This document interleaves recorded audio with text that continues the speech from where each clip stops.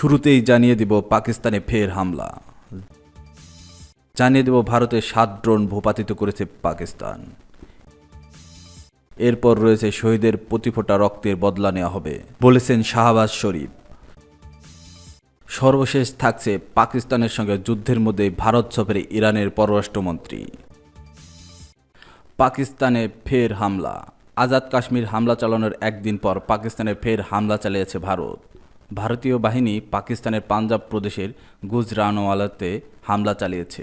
স্থানীয় সময় বৃহস্পতিবার ভোর 4:47 পাক সংবাদ মাধ্যম জিও নিউজ এ তথ্য নিশ্চিত করেছে। প্রতিবেদনে বলা হয়েছে ভারতীয়রা পাকিস্তানের পাঞ্জাব প্রদেশের গুজরানওয়ালাতে হামলা চালিয়েছে। প্রতিবেদনে আরও বলা হয়েছে পাঞ্জাবের গুজরানওয়ালার গুজরাটের ডিঙ্গা এলাকায় একটি ড্রোন পাঠায় ভারত, যা সেখানকার একটি মাঠে গিয়ে আছড়ে পড়ছে।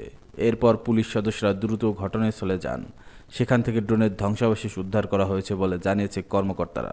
স্থানীয় প্রত্যক্ষদর্শীরা জানিয়েছে একটি রেস্তোরাঁয় বসে তারা খাবার খাচ্ছিলেন, তখন বিস্ফোরণের একটি বিকট শব্দ শুনতে পান। তবে এ ড্রোনের আঘাতে কেউ হতাহতের খবর পাওয়া যায়নি। সামাজিক যোগাযোগ মাধ্যমেও গুজরানওয়ালার আকাশে ধারণ করা কয়েকটি ভিডিও ভাইরাল হয়েছে।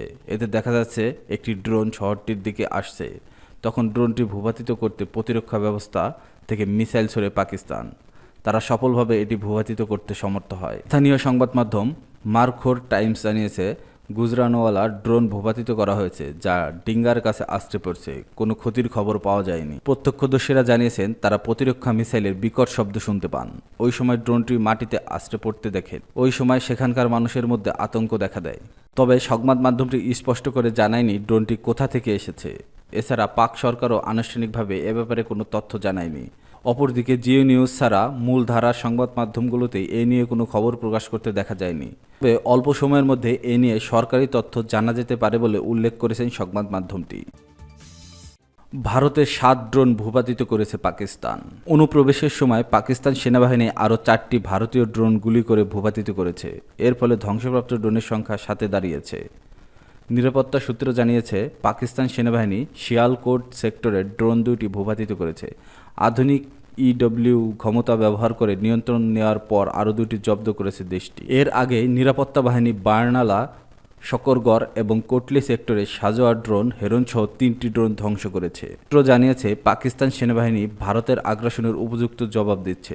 রয়টার্সের খবরে বলা হয়েছে পারমাণবিক শক্তিধর প্রতিবেশী ভারত ও পাকিস্তানের মধ্যে উত্তেজনা চরমে পৌঁছেছে। ভারতের একাধিক স্থানে বিমান হামলার পরদিনই বৃহস্পতিবার সকালে পাকিস্তানের পূর্বাঞ্চলীয় শহর লাহোর ও বিস্ফোরণের শব্দ শোনা গেছে বলে জানিয়েছে জিও টিভি এবং রয়টার্সের এক প্রত্যক্ষদর্শী। বিস্ফোরণটি কোথায় বা কিভাবে ঘটেছে তা নিয়ে প্রাথমিকভাবে বিস্তারিত তথ্য জানা যায়নি।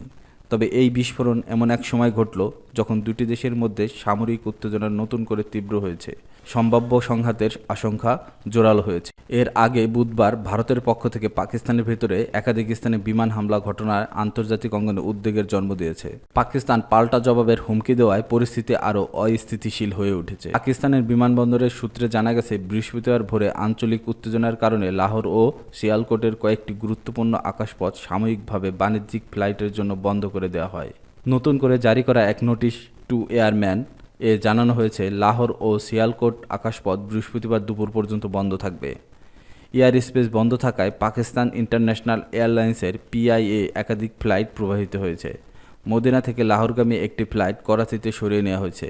একইভাবে মুলতান থেকে লাহোরগামীর অপর একটি ফ্লাইটও করাচিতে ঘুরিয়ে দেওয়া হয়েছে। শহীদের প্রতি ফোঁটা রক্তের বদলা নেওয়া হবে বলেছেন শাহবাজ শরীফ। ভারতের হামলায় বেসামরিক লোকজন নিহত হওয়ার বদলা নেওয়ার ঘোষণা দিয়েছেন পাকিস্তানের প্রধানমন্ত্রী শাহবাজ শরীফ। তিনি বলেছেন, আমরা দৃঢ়ভাবে শপথ করছি, আমরা আমাদের নিরপরাধ শহীদের প্রতি ফোঁটা রক্তের বদলা নেব। গত মঙ্গলবার রাতে পাকিস্তান ও পাকিস্তান শাসিত কাশ্মীরের বিভিন্ন স্থানে ক্ষেপণাস্ত্র হামলা চালায় ভারত। পরে নিয়ন্ত্রণ রেখায় দুই দেশের সেনাদের মধ্যে ব্যাপক গোলাগুলি হয়। বিবিসির সর্বশেষ তথ্য, ভারতের হামলায় এখনও পর্যন্ত 31 জন নিহত এবং 57 জন আহত হওয়ার খবর দিয়েছে পাকিস্তান। 22 এপ্রিল ভারত নিয়ন্ত্রিত কাশ্মীরের পেহেলগামে বন্দুকধারীদের হামলায় 26 জন নিহত হন, যাদের বেশিরভাগই পর্যটক। ওই ঘটনার পেছনে পাকিস্তানের হাত ছিল দাবি করে জবাব দেওয়ার ঘোষণা দেয় ভারত। পাকিস্তান এই অভিযোগ অস্বীকার করে আন্তর্জাতিক তদন্তের প্রস্তাব দেন। এ নিয়ে অব্যাহত উত্তেজনার মধ্যে মঙ্গলবার দিবাগত রাত 2টার পর পাকিস্তানের 6 শহরে ক্ষেপণাস্ত্র হামলা চালায় ভারত। 9টি সন্ত্রাসী স্থাপনা লক্ষ্য করে এই হামলা চালানো হয় বলে দাবি করেছে ভারতের সেনাবাহিনী। পাকিস্তানের সঙ্গে যুদ্ধের মধ্যে ভারত সফরে ইরানের পররাষ্ট্রমন্ত্রী। পাকিস্তানের সঙ্গে যুদ্ধের মধ্যে কৌশলগত সম্পর্ক আরও গভীর করার লক্ষ্যে ভারতে পৌঁছলেন ইরানের পররাষ্ট্রমন্ত্রী আব্বাস আরাকচি। বৃহস্পতিবার ৮ মে তিনি ২০তম ভারত ইরান যৌথ কমিশন বৈঠকে সহ-সভাপতিত্ব করবেন, খবর দ্য ইকোনমিক টাইমসের। ভারত ইরান মৈত্রী চুক্তির ৭৫তম বার্ষিকী উদযাপনের সময় আরাকচির এই সফর একটি গুরুত্বপূর্ণ মাইলফলক হিসেবে চিহ্নিত। ভারতের পররাষ্ট্র মন্ত্রণালয়ের মুখপাত্র রণবীর জয়সওয়াল ইরানের পররাষ্ট্রমন্ত্রীকে স্বাগত জানিয়েছে এবং এই অনুষ্ঠানের গুরুত্ব তুলে ধরেছেন। সামাজিক যোগাযোগ মাধ্যম এক্সের জয়সওয়াল বলেছেন, ভারত ইরান যৌথ কমিশন বৈঠকের জন্য নয়াদিল্লিতে আসা পররাষ্ট্রমন্ত্রী আব্বাস আরাকচির উষ্ণ অভ্যর্থনা ভারত ইরান মৈত্রী চুক্তির ৭৫তম বার্ষিকীতে দ্বিপাক্ষিক সহযোগিতা পর্যালোচনা এবং বৃদ্ধির একটি সুযোগ।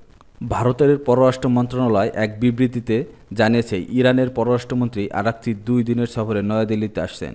তিনি ভারতের সঙ্গে ২০তম যৌথ কমিশনের বৈঠকে সহ-সভাপতিত্ব করবেন। বিবৃতিতে আরও বলা হয়েছে, ২০২৪ সালের আগস্টে ইরানের পররাষ্ট্রমন্ত্রী হিসেবে শপথ গ্রহণের পর এটি আরাকচির প্রথম ভারত সফর। ইরানের পররাষ্ট্রমন্ত্রী এমন সময় নয়াদিল্লিতে সফর এলেন যখন পরমাণু শক্তিধর দুদেশ ভারত ও পাকিস্তানের মধ্যে যুদ্ধ চলছে। গত ২২ এপ্রিল ভারত শাসিত কাশ্মীরের পহেলগামে বন্দুকধারীদের হামলায় ২৬ জন প্রাণ হারায়।